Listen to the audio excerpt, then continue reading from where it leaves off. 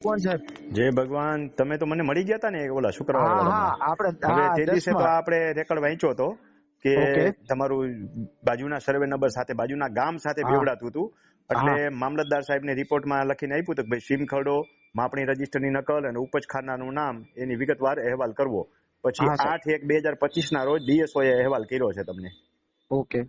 તમે એ ડીએસઓ નો અહેવાલ છે એના આધારે નિર્ણય લેવાશે ને ફાઇનલ ગણાશે. તમને જો એનાથી સંતોષ ન હોય તો પછી ઓકે. તમારે કોર્ટમાં જવું પડે. એકવાર પ્રાંતને ફરિયાદ કરાય પછી સિવિલ કોર્ટમાં જવું પડે. એટલે અત્યારે શું ના, ના. પોઝિશન? હા આપણે પ્રાંતમાં અરજી કરેલી જ છે હા કે હા આ બરોબર છે. બાબતનું તમે અમને કરી દો એમ કે હા આ બરોબર છે. કલેક્ટર 2016 માં હુકમ કરી ગયા છે. હા હા હા એટલે એ બાબતનું એને મામલતદારને સંદર્ભમાં મોકલ્યું છે હા પેલા. હા મામલતદાર સંદર્ભ મોકલીને રિપોર્ટ આપી દીધો મામલતદારે હા, તમને. એટલે એ રિપોર્ટ નેગેટિવ આપ્યો હતો. એટલે હા પાછો હા આપણે હા રિપોર્ટ બાયબેક કરાવ્યો કે બરોબર તમે છે. પાછું ફરતી મોકલો. એટલે હા હા મામલતદારે ડીએલઆર નું કીધું હતું. હા ડીએલઆર માંથી આ રીતનો અત્યારે અભિપ્રાય આવ્યો હા છે સાહેબ. અભિપ્રાય આવ્યો છે બરોબર છે. હવે એટલે આ પાછો પોઝિટિવ અભિપ્રાય થાય છે કે ઓમ નેગેટિવ? ના પોઝિટિવ નથી થતો.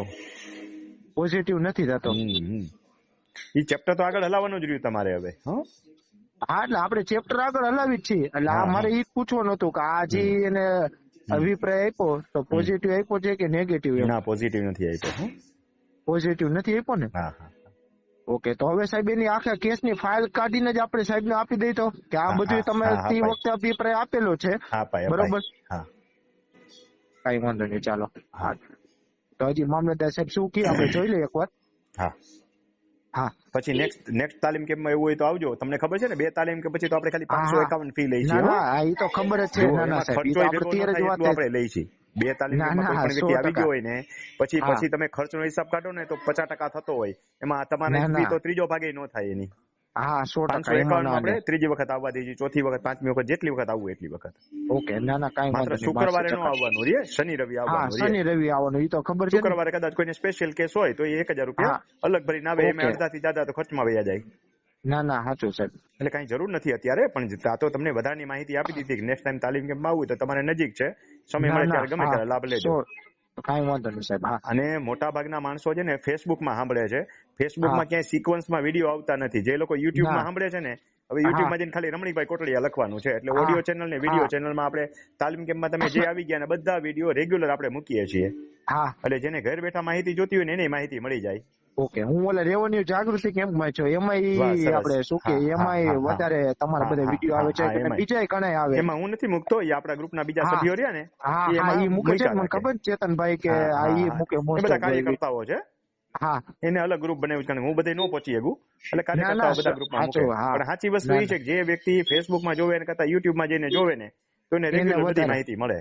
હા યુટ્યુબમાં કાંઈ ગોતવા પણ નથી. ખાલી જઈને રમણીભાઈ કોટડિયા લખશે એટલે બધી માહિતી મળી જશે.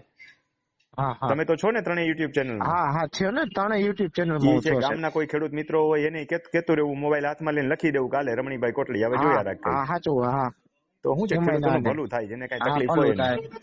સાચું, ભલે એમાં ના તમારા ને. કેસમાં આગળ કઈ હોય તો મને અપડેટ આપતા રહેજો. હો ઓકે, કઈ વાંધો નથી. આ સાહેબ શું રિપોર્ટ કરે એની આ તો એટલે જ હું નકલ લઈ આવ્યો, સમજી હા ગયા? હા હા હા બરોબર છે. એટલે મેં કીધું તમે નકલ તો આપો. એટલે કીધું મારે હા જો હા વાંચ્યું હોય તો ખબર પડે ને. એટલે મેં એ તમને ચેપ્ટર ને જોઈને પડતો ડીએલ. નહીં મુકતા આગળ હલાવજો જ હવે ના મામલતદારમાં. ના સાહેબ, આપણે આ પૂરું જ કરવાનું હોય. હા હા પડતું હા મૂકવાનું જ નથી. આને બસ આવો બસ. કેસ આ જે તકલીફ રહી ને અમારે બાજુમાં લગભગ ઓછામાં ઓછા 50 જણાને હશે.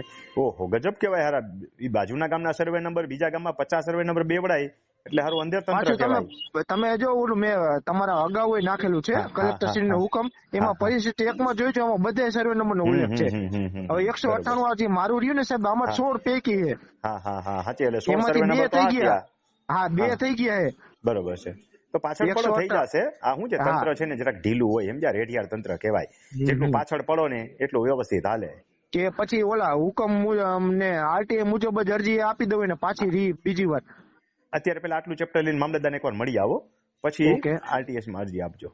આરટીઆઈ માં સમજી ગયો કે આ તમે 2016 માં હુકમ હુકમ કરેલો કર્યો છે છે બસ તો એનો. એની જ અમલવારી આગળ વધારો કઈ.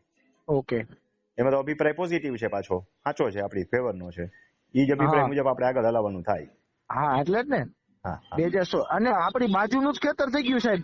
એ જ રીતે સમજી ગયા હમ કે થશે આપણું તમારું પણ થઈ પાછળ ગયું ને પડવું મારું પડશે ન તમારે. થયું. હા, ના ના, આપણે જયારે ઢીલ નથી મૂકવાની. આ હા હા પૂરું કરીને રહેવાનું છે સાહેબ. બસ બસ બસ બસ. હા હા. Hello okay. હા.